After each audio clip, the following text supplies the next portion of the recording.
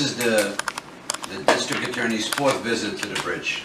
Actually 5th, well, one was related to Josh Pierre's event. It's the 5th event.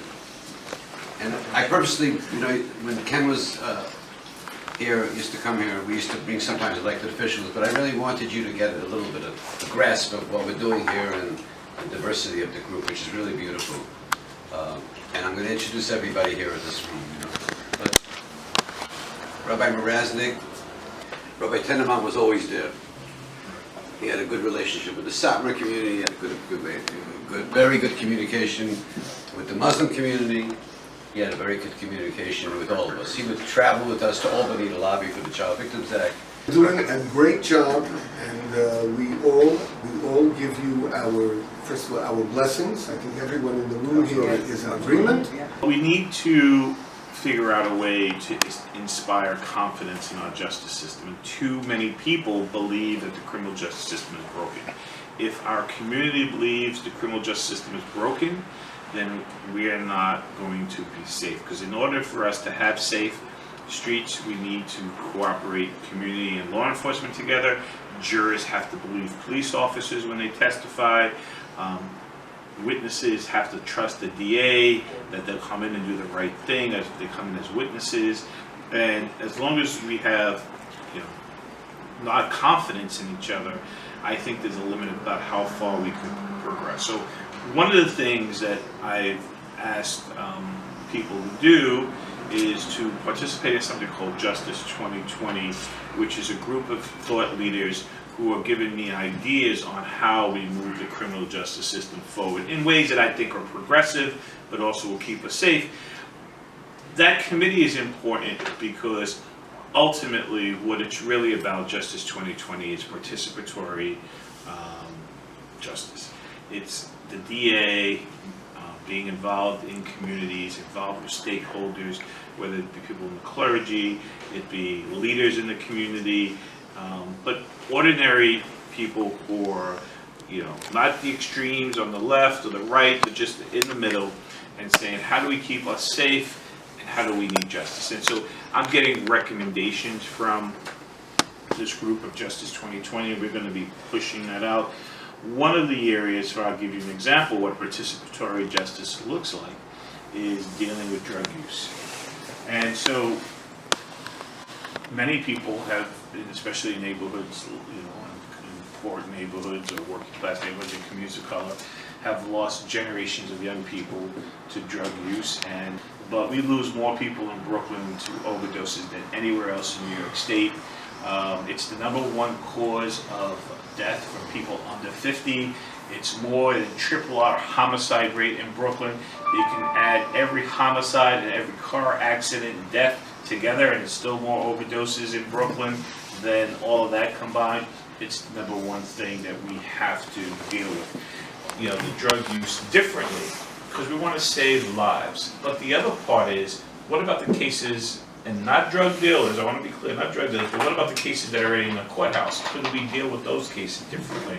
And the idea is that we're going to allow people to opt for treatment without having to plead guilty. It affects all the communities. All walks of life. All walks of life. And it's something that affects the Muslim community, the Black community. And the numbers I gave you, as shocking as they are, we know how truly undercounted they are. We know them from our own communities.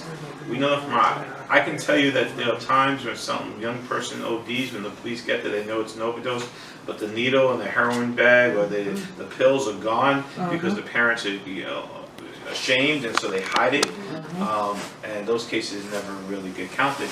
And anyone want to guess how many individual pills? I mean, individual pills these 3 doctors put onto the streets in 2.5 years. Just 3 doctors. Just guess. 1 million? Over 1 million? 1 million pills? 40,000. Over 1 million? Higher? 5 million? Wow. Oh my God. 10 million? About 9 million pills. These 3 doctors. And I say if someone gets a 30-day, 30 days, 6 days. But these 3 doctors in their practice were in Brooklyn for about 9 million pills. There's only Is what we stand for at the Bridge, diversity. We tackle problems not as a religion, not as a race, but it's a problem. A problem is a problem. Whether it's drugs, whether it's abuse, whatever it is, we have to address it as a one facet that involves all religions, all races. And You know? hate crimes and tolerance is something that And we we have thank to you work for on as well. supporting and being a great supporter of the bridge. You know, the programs he has in the district attorney's office, and one of them is Project Clear, which is very, very important, because going to jail is not the answer, is not the solution. Getting rehab is the solution. So DA Gonzalez had a press conference out in Coney Island, and I couldn't make it that morning. I had a hearing in City Hall, but I received a phone call the night before his press conference.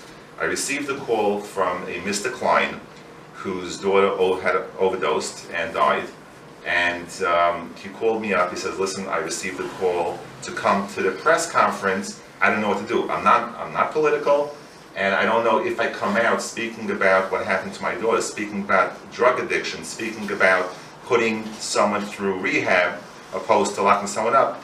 You know, my community might come out against me." So I answered him. I said, "You better go out. You have to go out. It's your responsibility to the community to go out. And also, you could speak about your experience. Your daughter passed away, and go there. If anyone questions you, you could send them to me." He called me back next day.